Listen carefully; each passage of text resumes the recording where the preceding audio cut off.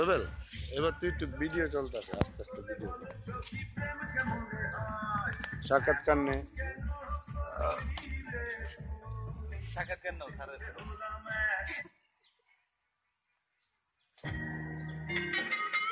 আপনার কেমন অনুভূতি হচ্ছে এখানে এসে?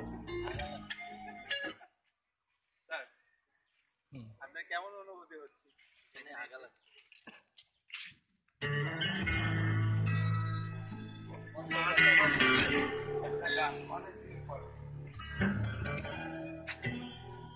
আমাকে বুঝতে খরচ করবে কটেজ তো লই গেল রুম দেন গাড়ি দেবো।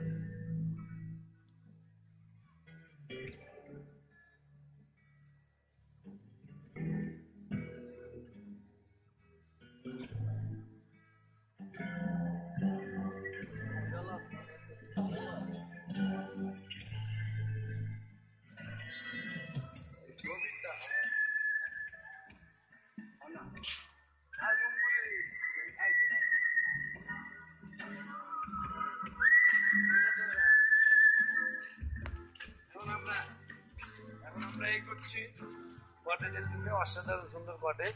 এটা আমরা যখনই শ্রীমঙ্গল আসি সিলেট এক জায়গায়, এই জায়গায়, এছাড়া আমরা চলি না। আমরা সারা রাত কষ্ট করে গাড়িতে ঘুরছি, বাট এই কটেজে আমরা এই কটেজ ছাড়া উঠিনি। ওয়েলকাম। কিসে সুমন তসনস কালকে রাত্রে এটা আমরা তসনস করে ফেলছি। তোমরা জিনিস কম হবে রুমের দিকে রুমের পরে এই যে একটা ছোট্ট স্পেস কানেক্টিং একটা রুম, একটা বেড।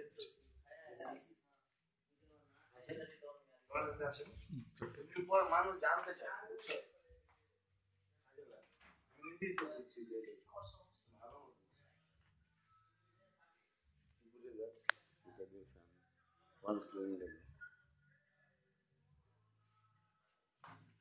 তাহলে অবস্থা আমরা করে দেখছি এরকম তুলনায় অনেক ফ্রেশ থাকে। আসেন আমরা পাশের রুমে চলে যাই, যে ভিউটা দেখা যায়, এই যে বাইরের ভিউটা দেখা যায়। মোটু হাঁটছে, আমাদের মোটু জঙ্গিফ ভাই, জাহিদ ভাই হাঁটছে।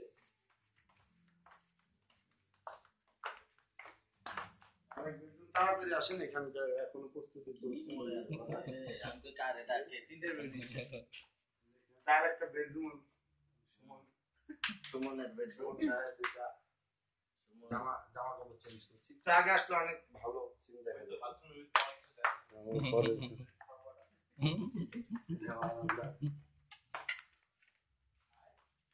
আলো ভিউ, লাইটটা আমি জ্বালাচ্ছি, লাইট গুলো জ্বালাচ্ছি।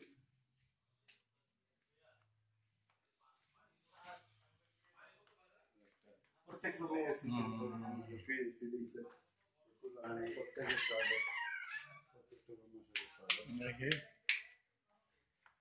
Special VIP room.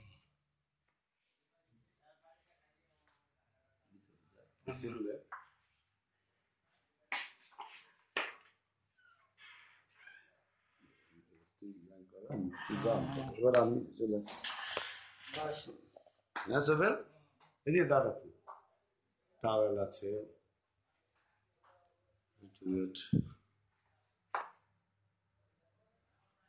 আমরা আর কি যেভাবে তছনছ করার তা করে রাখছি।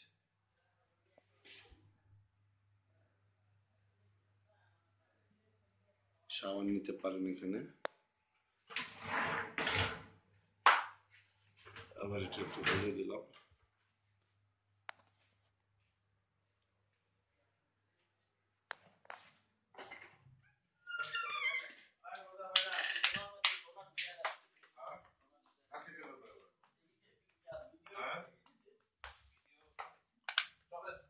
এই যে আমাদের জাহিদ সাহেব, কি যেন বলতেন, প্যারাটা নিয়ে ফেসবুকে দিয়ে দিস, আমার বোর কাছে যাবো না গো শালা, আমার করে নাও না, ভিডিও করে নিজেরা নিতে। এবার আমরা বারান্দা চলে আসলাম। বারান্দায় ফ্রিজ আছে।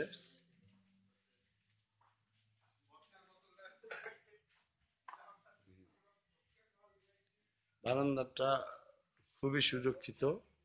এখানে দেখবেন গ্রিলের পরে এখানে নেট, ভিতরটা নেট, এটা যার যার ফলে একটা পোকাও এখানে ঢুকতে পারে না। বাট আপনি সারা রাত সারা দিন বসে চারিদিক দিয়ে প্রকৃতিটা অবলম্বন করতে পারেন। বুঝতে পেরেছেন? এই যে ড্রয়িং রুমটা প্রথম দেখালাম না, সেই ড্রয়িং রুমটা থেকে বের হলেই বারান্দাটা।